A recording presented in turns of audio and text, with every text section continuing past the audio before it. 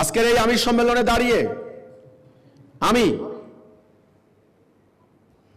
আমাদের দেশের ধর্মপ্রাণ সাধারণ মানুষকে পরিষ্কার করে বলতে চাই, আপনারা আমাদের মুখে আমাদের বক্তব্য শুনুন, আমাদের আকীদা কি জানুন, আমাদের লক্ষ্য কি, আমাদের উদ্দেশ্য কি বুঝুন, আমরা কি চাই, আমরা কি করি দেখুন, শুনুন।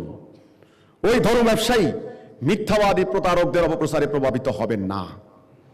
সংক্ষেপে আমি আমাদের আকীদা তুলে ধরছি। আমরা যা বলি না, আমরা যা করি না, যেটা আমাদের আকীদা নয়, এই মিথ্যা কথা চালু করে দিয়ে জনগণের মধ্যে একটা সাম্প্রদায়িক দাঙ্গা, একটা জঙ্গিবাদী তাণ্ডব সৃষ্টি করে দেওয়ার জন্য তারা তৎপর। আমি সংক্ষেপে বলছি, মানুষ আল্লাহর খলিফা, মানুষ আল্লাহর প্রতিনিধি। মানুষকে আল্লাহ রাব্বুল আলামিন এই পৃথিবীতে পাঠিয়েছেন প্রতিনিধি হিসেবে, খলিফা হিসেবে। আল্লাহ কোরআনে বলেছেন, ওই যে ক্বালা রাব্বুকা লিল মালাইকাতি ইন্নী জাইলুন ফিল আরদি খলিফা। স্মরণ করো সেই মুহূর্তের কথা যখন আমি মালায়েকদেরকে বললাম পৃথিবীতে আমি আমার খলিফা পাঠাবো। তখন মালায়েকরা বলল, আপনি কি এমন কিছু পাঠাবেন যারা পৃথিবীতে ফাসাদ ওয়া সাফাকুদ্দিমা করবে? আপনার গুণকীর্তন প্রশংসা করার জন্য তো আমরাই যথেষ্ট। আল্লাহ বললেন, আমি জানি তোমরা জানো না। আল্লাহ বানালেন, ওই আদমের ভিতরে তিনি রূহ ফুঁকে দিলেন।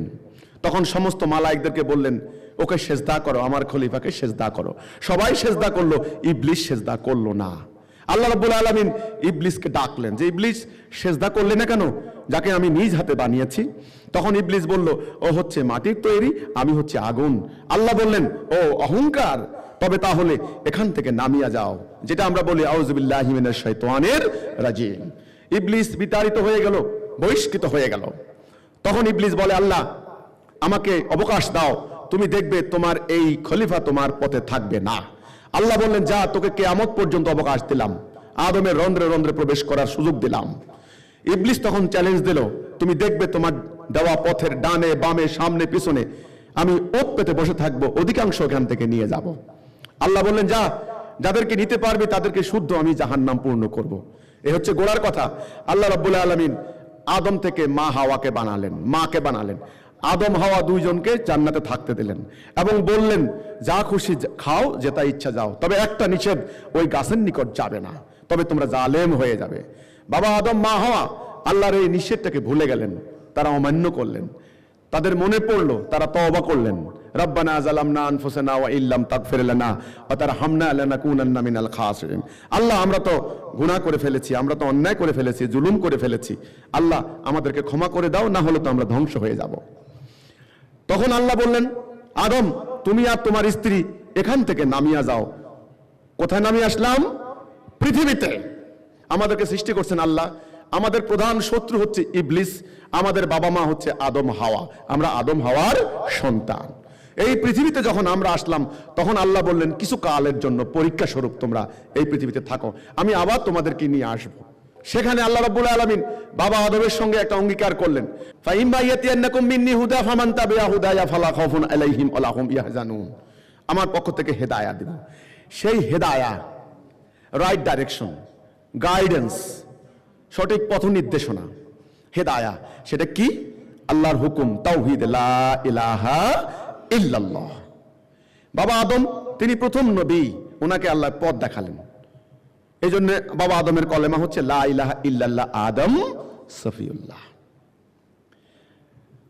এই যে মানব জীবন, এই পৃথিবীর জীবনে আদমের পরীক্ষা। তার ডান দিকে আল্লাহর হুকুম, বাম দিকে ইবলিসের হুকুম, ইবলিসের প্ররোচনা, মধ্যখানে আদম, তার নফসের স্বাধীনতা, তার ইচ্ছার স্বাধীনতা। সে কোন দিকে যাবে? সে যদি ডান দিকে যায়, অর্থাৎ আল্লাহর হুকুম মানে, এই অঙ্গীকার করে যে আমি আল্লাহর হুকুম ছাড়া কারো হুকুম মানবো না, তবে সে জান্নাত যাবে এবং দুনিয়ার জীবনে সে শান্তির মধ্যে থাকবে। ওই যে চ্যালেঞ্জ দেওয়া হয়েছিল, অন্যায়, অবিচার, অশান্তি, রক্তপাত, জুলুম ইত্যাদির মধ্যে নিমজ্জিত হবে না, ফাসাদ ওয়া সাফাকুদ্দিমা হবে না। বাবা আদম থেকে শুরু করে আজ পর্যন্ত লক্ষ লক্ষ বছর চলে গিয়েছে মানব জীবনে। প্রত্যেক নবী ওই একটা কথাই নিয়ে এসেছেন, লা ইলাহা ইল্লাল্লাহ। আল্লাহর হুকুম ছাড়া কারো হুকুম মানবে না, এটাই আল্লাহ কোরআনে বলেছেন। হে বনি আদম, তোমরা শয়তানের আনুগত্য করো না, ও তোমাদের প্রকাশ্য শত্রু, সাবধান। ও তোমাদের বাবা মাকে বিবস্ত্র করেছে, জান্নাত থেকে বের করে দিয়েছে, সাবধান। তোমরা তার আনুগত্য করো না। আদুউম মুবিন, ও তোমাদের প্রকাশ্য শত্রু। এখন আদমের সামনে দুটি পথ খোলা, আল্লাহর পথ, ইবলিসের পথ। আল্লাহর হুকুম, ইবলিসের হুকুম। আদম এখন কোনটা নেবে? যদি সবাই মিলে এই সিদ্ধান্ত নেই যে আমরা আল্লাহর হুকুম ছাড়া কারো হুকুম মানব না, তখন আমরা আল্লাহর সঙ্গে একটা অঙ্গীকার করব, লা ইলাহা ইল্লাল্লাহ। এই অঙ্গীকারটাই হচ্ছে আল্লাহর সঙ্গে বান্দার একটা চুক্তি, কন্ট্রাক্ট। আল্লাহর কথা হচ্ছে, যেই বান্দা এই অঙ্গীকার করবে আমার সাথে, আমার হুকুম ছাড়া কারো হুকুম মানবে না, আমি তার সমস্ত গুনাহ ক্ষমা করে দিয়ে তাকে আমি জান্নাতে দাখিল করব। এটাই আমাদের রাসূল বলেছিলেন, মান কালা লা ইলাহা ইল্লাল্লাহ ফাদাখালাল জান্নাহ। বাবা আদমের কলেমা লা ইলাহা ইল্লাল্লাহ, আদম সফিউল্লাহ। ইব্রাহিম আলাইহিস সালামের কলেমা লা ইলাহা ইল্লাল্লাহ, ইব্রাহিম খলিলুল্লাহ। মুসা আলাইহিস সালামের কলেমা লা ইলাহা ইল্লাল্লাহ, মুসা কালিমুল্লাহ। ঈসা আলাইহিস সালামের কলেমা লা ইলাহা ইল্লাল্লাহ, ঈসা রুহুল্লাহ। শেষ নবীর কলেমা লা ইলাহা ইল্লাল্লাহ, মুহাম্মাদুর রাসূলুল্লাহ। লক্ষ বছর চলে গিয়েছে, হাদিস মোতাবেক 1,24,000 কি 2,24,000 নবী রাসূল এসেছেন। প্রত্যেক নবী মানব জাতির সামনে এই কথা বলেছেন, হে মানুষ, তোমরা আল্লাহর হুকুম মেনে নাও, ডান পথে আসো, তোমরা ইবলিসের পথ ত্যাগ করো। যখন মানুষ নবীদের ওই আহ্বান গ্রহণ করে নিয়েছেন, তখন তারা হয়েছেন মুমিন। তারা কি হয়েছেন? মুমিন। তারা কার হুকুম মানছেন? আল্লাহর হুকুম। তাদের সমাজে শান্তি, ন্যায়, সুবিচার প্রতিষ্ঠা হয়েছিল এবং তারা পরকালে জান্নাতে গিয়েছেন। এই হচ্ছে ব্যাপার। কিন্তু সর্বকালে প্রত্যেক নবীকেই বিরোধিতা করা হয়েছে, শান্তি দেওয়া হয় নাই। একদল ওনার কথা নিয়েছেন, একদল ওনাকে প্রত্যাখ্যান করেছেন। যারা প্রত্যাখ্যান করেছেন এবং পূর্ববর্তী বিকৃত ধর্মকে আঁকড়ে ধরেছেন, তাদের নিয়ে একটা আলাদা ধর্ম বিশ্বাস, আলাদা জনগোষ্ঠী হয়ে গেল। এইভাবে সমগ্র দুনিয়াময় এত ধর্মের উৎপত্তি হলো। নবী আর আসবেন না, রাসূল আর আসবেন না। আল্লাহ রাব্বুল আলামিন নবী রাসূল আগমনের ধারাবাহিকতায় শেষ নবী, আখিরি নবী, খাতামান নবীন হিসাবে মরুদুলাল মা আমিনার গর্ভে বাবা আব্দুল্লাহর ঔরসে, বিখ্যাত অভিজাত কুরাইশ বংশে, কাবার মুতাওয়াল্লি পরিবারে পাঠালেন শেষ নবী, আখিরি নবী হুজুর আকরাম সাল্লাল্লাহু আলাইহি সাল্লামকে। কিতাব আর আসবে না। আল কোরআন, কোরআনুল মাজিদ, কোরআনুল হাকিম, কোরআনুল করিম, ফুরকান, মানব সমাজের ন্যায় অন্যায়ের পার্থক্যকারী হিসেবে, আল্লাহর জিকির হিসেবে এই কোরআন নাজেল হয়েছে। এই কোরআন একটা অক্ষর, একটা বর্ণ কেউ পরিবর্তন করতে পারে নাই। এমন একটা জীবন বিধান আল্লাহ রাসূলকে দিলেন, যেই জীবন বিধান দ্বীনুল ফিতরা, দ্বীনুল হক। দ্বীনুল ফিতরা মানে হচ্ছে প্রাকৃতিক দিন, প্রাকৃতিক নিয়ম নীতির উপরে এই দিন প্রতিষ্ঠিত। পৃথিবীর সকল অঞ্চলের, মরু অঞ্চলের, মেরু অঞ্চলের, সাদা দেশের, কালোর দেশের, পাহাড়ি বনাঞ্চলের, সারা পৃথিবীর মানব জাতি যখন এই বিধান মানবে, তারা ন্যায়, সুবিচার, শান্তির মধ্যে থাকবে। অতীতের নবীগুলির মতো অনেক নবী পরিবারের জন্য এসেছেন, কিন্তু শেষ নবী এসেছেন সারা বিশ্ববাসীর জন্য। এজন্য ওনার টাইটেল হচ্ছে রাহমাতাল লিল আলামিন। আল্লাহ রাব্বুল আলামিন ওনাকে দায়িত্ব দিলেন। সূরা ফাতিহা 28, সূরা সফ 9, সূরা তাওবা 33। ওয়াল্লাযী আরসালা রাসূলাহু বিল হুদা ওয়া দীনিল হক লিইয়ুযহিরাহু আলা দীনি কুল্লিহি। আমি আমার আপন রাসূল পাঠিয়েছি হেদায়েত এবং সত্য দিন দিয়ে, যেন অন্যান্য সমস্ত দিনের উপর এটাকে বিজয়ী করে, গালেব করে। এই সত্য দিন প্রতিষ্ঠার নীতি এবং প্রক্রিয়া কি হবে সেটাও আল্লাহ বলে দিয়েছেন। দুটি শব্দ কিন্তু মনে রাখতে হবে, নীতি এবং প্রক্রিয়া। একটা হচ্ছে প্রিন্সিপাল, নীতি, একটা হচ্ছে প্রসেস। নীতি এবং প্রক্রিয়া দিলেন। নীতি হচ্ছে জিহাদ এবং কেতাল, আর প্রক্রিয়া হচ্ছে কি? 5 দফা কর্মসূচি। প্রথমটা হলো ঐক্য। তিনি আরব জাতিকে ঐক্যবদ্ধ করলেন। ঐক্যবদ্ধ করার সময় কি হয়েছে আপনারা জানেন। এই আজকে আমাদের মতো অবস্থা, গালাগালি, মার, অপমান ইত্যাদি সব হয়েছে, তবুও তিনি ঐক্যবদ্ধ করেছেন। তিনি ডিসিপ্লিন করেছেন, তিনি আনুগত্য শিখিয়েছেন, তিনি হিজরত করিয়েছেন, তিনি জিহাদে উদ্দীপ্ত করিয়েছেন, উদ্দীপনা দিয়েছেন। তিনি একটা মহা জাতি তৈরি করেছেন, যে জাতির নাম উম্মতে মুহাম্মাদি। সেই উম্মতে মুহাম্মাদিকে তিনি সঙ্গে নিয়ে, তাদেরকে অনুপ্রেরণা দিয়ে, তাদেরকে বুদ্ধি দিয়ে, পরামর্শ দিয়ে, সেই উম্মতে মুহাম্মাদিকে আল্লাহ রাসূল সঙ্গে নিয়ে তার জীবদ্দশায় 78টার থেকেও বেশি যুদ্ধ করে জাজিরাতুল আরবে তিনি দ্বীন প্রতিষ্ঠা করলেন। দ্বীন প্রতিষ্ঠা করার রেজাল্টটা কি হলো? মানবাধিকার প্রতিষ্ঠা হলো, সাম্য প্রতিষ্ঠা হলো, ন্যায় প্রতিষ্ঠা হলো, দুর্বলের উপর সবলের অত্যাচার বন্ধ হয়ে গেল, দরিদ্রের উপর ধনীর বঞ্চনা দূর হয়ে গেল, শাসিতের উপর শাসকের জুলুম বন্ধ হয়ে গেল, ঘরে ঘরে ছিল মাদক ব্যবসা, মাদকাসক্তি দূর হয়ে গেল, নারীদের উপর চলতো অত্যাচার, সেই অত্যাচার নির্মূল হয়ে গিয়ে নারীরা শান্তির প্রগতির বার্তা নিয়ে দুনিয়ার বুকে বেরিয়ে পড়লেন। জ্ঞান বিজ্ঞানে, সামরিক শক্তিতে, নতুন নতুন বৈজ্ঞানিক প্রযুক্তিতে আরবরা হয়ে গেল দুনিয়ার শিক্ষকের জাতি। রাসূল এই আদর্শ দিয়ে সেই জাতিটাকে 5 দফার উপরে ঐক্যবদ্ধ রেখে তিনি আল্লাহর কাছে চলে গেলেন। চলে যাওয়ার পর তখন কিন্তু শিয়া, সুন্নি, শাফি, হাম্বলি, হানাফি এত দল মত তরিকা ফেরকা কিছু হয় নাই, এত তাফসির হয় নাই, এত হাদিস গ্রন্থ হয় নাই, এত মুফতি মুহাদ্দিসের আগমন হয় নাই। সিরাতুল মুস্তাকিমের উপরে 5 দফা ভিত্তিক একটা মহাজাতি, তারা শুধু একটা কথা শিখছেন, দুনিয়াতে সত্য প্রতিষ্ঠা করতে হবে, তা না হলে আমাদের উম্মত মুহাম্মদী দাবি করা বৃথা। এবং তাদের প্রত্যেকের জীবনের উদ্দেশ্যই ছিল আল্লাহর রাস্তায় শহীদ হওয়া। বাস এই লক্ষ্য, এই উদ্দেশ্য দিয়ে রাসূল চলে গেলেন আল্লাহর ডাকে। দায়িত্ব দিয়ে গেলেন উম্মতে মুহাম্মদের উপর। হযরত আবু বকর দায়িত্ব নিলেন, তারপর হযরত ওমর দায়িত্ব নিলেন, তারপর হযরত উসমান রাদিয়াল্লাহু তাআলা আনহু দায়িত্ব নিলেন, তারপর হযরত আলী রাদিয়াল্লাহু তাআলা আনহু দায়িত্ব নিলেন। এই সমস্ত মহান খলিফাদের, খোলাফায়ে রাশিদিনরা কি করেছেন আপনারা দেখেন। প্রকৃত উম্মতে মুহাম্মদী তারাও রাসূলুল্লাহর দেখানো পথে বাড়ি ঘর, স্ত্রী পুত্র, ক্ষেত খামার, সহায় সম্বল সবকিছু ত্যাগ করে দিয়ে তারা দুনিয়ার বুকে বেরিয়ে পড়লেন। বেরিয়ে না পড়লে আজকের এখান পর্যন্ত ইসলাম আসতো না। চলে গেছেন সেই আটলান্টিকের তীর, তখন পর্যন্ত মানুষ জানে না আমেরিকা বলতে একটা কিছু আছে, দক্ষিণ আমেরিকা, উত্তর আমেরিকা। উকবা বিন নাফে ঘোড়া আটলান্টিকের সাগরে নামলো, ঘোড়ার বুক পর্যন্ত পানি। তখন তিনি ভাবলেন আর তো মাটি নাই, আসমানের দিকে দুহাত তুলে আল্লাহকে বলছেন, আল্লাহ রাব্বুল আলামিন তোমার জমিন যদি আরো প্রশস্ত হতো, কলেমার পতাকা আমি সেখানে নিয়ে যেতাম। ওইদিকে আটলান্টিকের তীর, আজকের মরক্কো, এদিকে Indonesia, half of the world ওই প্রকৃত উম্মতে মুহাম্মদী জিহাদ করে, সংগ্রাম করে, স্ত্রী পুত্র সবকিছু ত্যাগ করে দিয়ে, শান্তি প্রতিষ্ঠা করে দিয়ে আল্লাহর কাছে ওনারাও চলে গেলেন একে একে সাহাবায়ে কেরাম। ততদিনের সময় কি যায় নাই? সময় চলে গিয়েছে 60, 70, 80 কি 100 বছর শেষ হয়ে গিয়েছে। এরপর থেকে ঘটলো দুর্ভাগ্যজনক ঘটনা, জাতি লক্ষ্য ভুলে গেল, আমরা লক্ষ্য ভুলে গেলাম। আমাদের সুলতানরা ভোগ বিলাসে শাসন করতে লাগলো, তারা আর আল্লাহর খলিফা রইলেন না, আর আবু বকর ওমরের মতো খেলাফত আর করলেন না। বিরাট রাজ্য পেয়ে তারা ভোগ বিলাসে গা ভাসিয়ে দিল। আমাদের পণ্ডিতরা তারা সূক্ষ্মাতি সূক্ষ্ম ব্যাখ্যা বিশ্লেষণ করে জাতিকে খণ্ড বিখণ্ড করলো, তাফসীর করলো, ফিকহের গ্রন্থ তৈরি করলেন, বিরাট বিরাট সূক্ষ্মাতি সূক্ষ্ম ব্যাখ্যা বিশ্লেষণ করে মাসলা মাসাইলের কিতাব রচনা করলেন। জাতি ওই কিতাবগুলি নিয়ে নিজেরা মারামারি করে শিয়া, সুন্নি, শাফি, এই তরিকা ওই তরিকায় বিভক্ত হয়ে গেলেন।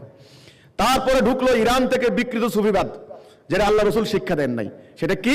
রাসূল শিক্ষা দিয়েছেন একটা সংগ্রামী জাতি। তারা কি করলো? সংগ্রাম থেকে মুখ ফিরিয়ে ঘরের দরজা বন্ধ করে তারা সুবহানাল্লাহ করে আল্লাহর সান্নিধ্য লাভের ব্যর্থ চেষ্টা করতে লাগলো। সুলতানরা কি করলো? ভোগ বিলাসে নিজেদেরকে ভাসিয়ে দিল। 2 নম্বরে পণ্ডিতরা সূক্ষ্মাতি সূক্ষ্ম ব্যাখ্যা বিশ্লেষণ করে দিনকে জটিল দুর্বুদ্ধ করে ফেললো, দিনের আর সহজ সরলতা রাখলো না। 3 নম্বরে বিকৃত সুফিরা কি করলো? সংগ্রামমুখী চরিত্রকে ঘরমুখী, অন্তর্মুখী করে দিল। এবার সাধারণ জনগণ ওই সমস্ত তরিকা, ওই সমস্ত ফেরকা, ওই সমস্ত মাযহাবে তারা বিভক্ত হয়ে গেল। এরপরে অনিবার্য পরিণতি, হালাকু খান এসে কচু কাটা করলো, 20 লক্ষ মুসলমানের মাথা দিয়ে পিরামিড বানালো। আমরা আর ঐক্যবদ্ধ হতে পারলাম না। তারপরে আসলো আপনার ক্রুসেডাররা, পুরা ইউরোপ, আজকের যে জার্মান সম্রাট, ফ্রান্সের সম্রাট, ব্রিটেনের সম্রাট একত্রিত করে পুরা ইউরোপকে খ্রিস্টানিটি দিয়ে উদ্বুদ্ধ করলো, যাদেরকে বলা হয় ক্রুসেড। ধর্মযুদ্ধ শুরু হলো, পুরো মুসলিম বেল্টে এট এ টাইম আক্রমণ চালাইলো, লক্ষ লক্ষ মুসলমান জীবন দিলেন। ওই মধ্যখানে গাজী সালাউদ্দিন আইয়ুবী, নুরউদ্দিন জঙ্গি, এই দুইজনের যতটা না গেছে ওদের প্রতিরোধ করতে, তার থেকে বেশি ওনাদের পরিশ্রম হয়েছে, কষ্ট হয়েছে এই যে খণ্ড বিখণ্ড হয়ে যাওয়া জাতিটাকে ঐক্যবদ্ধ করতে। 200 বছর হয়েছে, কিন্তু একবার যদি 5 দফা ত্যাগ করা হয়, আল্লাহ রাসূল বলেছেন ইসলামের রশি খুলে যাবে। খুলে গিয়েছে। ক্রুসেড সামাল দিতে পারে নাই, কিন্তু চেষ্টা করা হয়েছে, অনেক কষ্ট হয়েছে, অনেক জীবন গিয়েছে। শেষ পর্যন্ত হামলা হয়েছে এবার ইউরোপিয়ান সভ্যতা, ওইদিকে ইতালি, ওইদিকে ফ্রান্স, আমাদের এখানে British, France, Spanish, Dutch, Belgium, এরা মিলে পুরো মুসলিম বেল্ট সামরিকভাবে পরাজিত করে দিল। আমরা পরাজিত হয়ে গেলাম। পরাজিত হওয়ার পর তারা মাদ্রাসা প্রতিষ্ঠা করলো, কোনোদিন যেন এই জাতি আর মাথা উঁচু করে দাঁড়াইতে না পারে। মাদ্রাসার মধ্যে তারা বসে বসে 146 বছর 26 জন খ্রিস্টান প্রিন্সিপাল দিয়ে তারা একটা ইসলাম শিক্ষা দিল, যেখানে আল্লাহ রসুলের প্রকৃত ইসলাম টোটাল গায়েব করে দেওয়া হলো। কোন ইসলাম? তাদের তৈরি করা ইসলাম। সেই ইসলামে জেহাদ নাই, সংগ্রাম নাই, তাওহীদ নাই, দিন প্রতিষ্ঠা নাই, রাষ্ট্র পরিচালনা নাই, কিচ্ছু নাই। আছে কি? টুপি, দাড়ি, পাগড়ি, মিলাদ, মেসওয়াক, তারপরে মেয়ে মানুষদের ব্যক্তিগত কিছু বিষয় ইত্যাদি নিয়ে একটা সিলেবাস করলো। ওই সিলেবাসটা তারা বছরকে বছর পড়াইতে লাগলো। 146 বছর, খেলাখেলি কথা নয়। কয়েক জেনারেশন আলেম বেরিয়ে গেলেন, ওনাদেরকে টাইটেল দেওয়া হলো মুফতি, মুহাদ্দিস, আল্লামা, শায়েখ, বাস টাইটেল দেওয়া হলো। টাইটেল নিয়ে ওই লেবাস ধারণ করে তারা কি করলেন? জনগণের মধ্যে সেই ইসলামটাকে ওয়াজ করে প্রচার করতে লাগলেন। গত কয়েক শতাব্দী ধরে এই ওয়াজ চললো। মেয়ে মানুষদেরকে নিয়ে ওয়াজ, মেয়ে মানুষের ব্রু প্লাক জায়েজ না নাজায়েজ, নেইল পলিশ জায়েজ না নাজায়েজ, মেয়ে মানুষের লিপস্টিক দেওয়া জায়েজ না নাজায়েজ, মেয়ে মানুষের চেহারা দেখা যাবে কি যাবে না, এটা নিয়ে তর্ক বিতর্ক, মারামারি। কিন্তু আল্লাহ রসুল কি করলেন? তারা আর দেখলেন না। রসুল আরবের মেয়েদেরকে ঐক্যবদ্ধ করে রোমান পারস্য সাম্রাজ্যের বিরুদ্ধে তারা লড়াই করে দিন প্রতিষ্ঠা করেছেন। সেই শিক্ষা এরা আর এই জাতির নারীদেরকে দেয় নাই। দিব কোত্থেকে? তাদেরকে তো শেখানো হয় নাই। এখন তাদের কাছে ইসলামের মুখ্য বিষয় হচ্ছে ডাইন হাতে ঘড়ি দেওয়া জায়েজ নাকি বাম হাতে ঘড়ি দেওয়া জায়েজ। এটা ছোট্টখাট্ট বিষয় নিয়ে তারাই আজকে এখন বিভক্ত। ওই বিভক্তির বীজ কিন্তু মাদ্রাসায়। এক আলেম আরেক আলেমের বিরুদ্ধে, এক মোল্লা আরেক মোল্লার বিরুদ্ধে। ও একে বলে মুরতাদ কাফের, ও ওকে বলে মুরতাদ কাফের। ইসলামের শত্রুরা হুঁশিয়ার, সাবধান। এখন ইসলামের শত্রু কারা? এরা একজন আরেকজনের বিরুদ্ধে। আমি দেখলাম যখন আমেরিকান সৈন্যরা ইরাক আক্রমণ করলো রাত্রিবেলায়, আমাদের এখানেও সাদ্দামের কিছু হলে জ্বলবে আগুন ঘরে ঘরে, সাদ্দাম তুমি এগিয়ে চলো, আমরা আছি তোমার সাথে।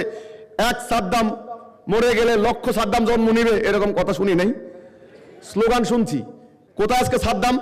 ঠিক এই আমেরিকা আক্রমণ করার আগে ইরাকে এইভাবে শিয়া সুন্নি, এই আলেম ওই আলেম, এই মোল্লা ওই মোল্লা ইত্যাদি মারামারি করে পুরা ইরাকে ওয়াজের পর ওয়াজ করছে। এগুলি জনগণকে ঐক্যবদ্ধ করে নাই, জনগণকে তাওহীদ শিখায় নাই, জনগণকে আল্লাহর হুকুমের জন্য জীবন দেওয়া শিখায় নাই। লক্ষ লক্ষ নারী বেজ্জত হয়েছে, হাজার হাজার মসজিদ মাটির সঙ্গে মিশে গেছে, হাজার হাজার মাজার বাতাসের সঙ্গে উড়ে গেছে। এই হচ্ছে ফল, এর রেজাল্ট, এদের এই মারামারি কামড়া কামড়ি হানাহানির রেজাল্ট। কাজেই আমাদের বক্তব্য হচ্ছে এই, সমগ্র মানব জাতি যদি আবারও যদি বাঁচতে চায়, যদি জান্নাতে যেতে চায়, তবে তাদেরকে একটা কথার উপরে ঐক্যবদ্ধ হতে হবে, কালেমা তাওহীদ লা ইলাহা ইল্লাল্লাহ মুহাম্মাদুর রাসূলুল্লাহ। তবে তারা হবে মুমিন, তারা হবে মুসলিম, তারা হবে উম্মতে মুহাম্মাদি। আমাদের ইমামুজ্জামান এই কথাটাই বলেছেন, আমি গুনাহগার সাধারণ মানুষ, আমি আখির নবীর উম্মত। উনার বইতে উনি শত শতবার বলেছেন নবী আর আসবেন না, রাসূল আর আসবেন না। তিনি বলেছেন এই দুর্ভাগা জাতির মুক্তির পথ কি? আমি চিন্তা করতে লাগলাম ছোটবেলা থেকে। আপনারা জানেন যে ওনার পরিবার, পারিবারিক ঐতিহ্য কি আপনারা জানেন। এই অঞ্চলের এক সময় সুলতানি পরিবার, সুলতানি আমল ছিল। একদিকে তারা শাসন করেছেন আর আরেকদিকে তারা দিন প্রতিষ্ঠা করেছেন। সুলতান দাউদ খানকর রানী, সুলাইমান খানকর রানী, তাজ খানকর রানী। তৎকালীন মুদ্রায় কলেমা তাওহীদ খচিত ছিল, লা ইলাহা ইল্লাল্লাহ, এবং ওনাদের নামাঙ্কিত ছিল। সেই পরিবারের সন্তান, অথচ এই ধর্ম ব্যবসায়ীরা নাজেরে বলে কি বাইজেন্টাইনপন্থী খ্রিস্টান। ওনার জন্মদিনে এক পাল্লা মাপা হইতো স্বর্ণ, এক পাল্লা ওনাকে বসাইতো। ওনার বাবা জমিদার মাহাদি আলী খান পান্নি, ওনার দাদা জমিদার হায়দার আলী খান পান্নি। এই ইতিহাস তো জানে না। এই ভোগবিলাসী জীবনে জন্ম নিয়েও কিন্তু তিনি সাংঘাতিক এক আধ্যাত্মিক মহাপুরুষ ছিলেন। তিনি বলতেন আল্লাহর কাছে মর্যাদা হচ্ছে মুমিনের। তিনি ভাবতেন এই জাতির মুক্তির পথ কি, আল্লাহ ওনাকে পথ দিলেন। সেই পথটা কি? ধীরে ধীরে ধীরে ধীরে তিনি বুঝলেন যে কিভাবে মহাজাতি আজকে দুর্বল হয়ে গেল, কিভাবে এক জাতি খণ্ডবিখণ্ড হয়ে গেল, কিভাবে সেরা জাতি গোলাম জাতি হয়ে গেল। তিনি সেই ইতিহাস লিখলেন অত্যন্ত সংক্ষেপে। সে বইয়ের নাম এই ইসলাম, ইসলামে নয়।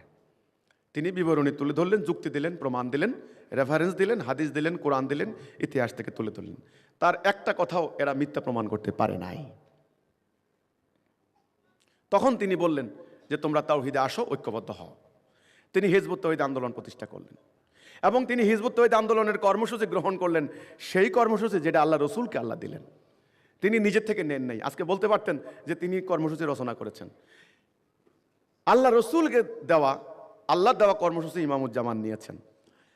তবে তাহলে আমি বলতে চাই, তোমরা কোন আক্কেলে তোমরা এই কথা বলতে পারো উনি ইসলামের শত্রু, উনি খ্রিস্টান, উনি ইসলাম ধ্বংস করতে দাঁড়িয়েছেন, উনি মানুষের ঈমান নষ্ট করতে দাঁড়িয়েছেন? ও, তোমাদের ধর্ম ব্যবসার 2টা টাকা নষ্ট হবে এই ভয়ে? আমার কথা হচ্ছে এই, মানুষ আল্লাহর খলিফা, আল্লাহর প্রতিনিধি, আল্লাহর হুকুম মানার মধ্য দিয়ে মানুষের মুক্তি। মোমেন হতে হলে কালেমা তাওহীদ লা ইলাহা ইল্লাল্লাহ ঐক্যবদ্ধ হতে হবে। আল্লাহর নাজেল করা বিধান আল কোরআন, শেষ কিতাব, আল্লাহর নবী মোহাম্মদ মুস্তাফা আহমদ মুস্তাফা সাল্লাল্লাহু আলাইহি সাল্লাম, শেষ নবী, শেষ রাসূল, ওনার উপর অর্পিত দায়িত্ব হচ্ছে সমগ্র পৃথিবীময় আল্লাহর দেওয়া 70 দিন প্রতিষ্ঠা করা। 70 দিন প্রতিষ্ঠা করার পর যে ন্যায় বিচার, শান্তি আসবে, যে রহমত বরকতে মানুষ থাকবে, এই জন্য ওনার টাইটেল হচ্ছে রাহমাতাল লিল আলামিন। কিতাব আর আসবে না, রাসূল আর আসবেন না। আমরা মুমিন হিসাবে, উম্মতে মুহাম্মদী হিসাবে আমাদের দায়িত্ব হচ্ছে সেই 70 দিন মানব জীবনে প্রতিষ্ঠা করা এবং আল্লাহর দৃষ্টিতে পুরো মানব জাতি হবে এক জাতি। হুকুম মানবে কার? আল্লাহর। শেষ নবীর আগমনের পর থেকে কিয়ামত পর্যন্ত খণ্ড বিখণ্ডতা আল্লাহ আর গ্রহণ করবেন না। জাতির ইমাম হবেন কয়জন? একজন। সর্বক্ষেত্রে সিদ্ধান্ত হবে কয়টা? একটা। এই হচ্ছে আমাদের আকীদা, এই হচ্ছে আমাদের বক্তব্য। এর বাহিরে যারা মিথ্যা কথা প্রচার করবে তারা জালেম, মিথ্যাবাদী।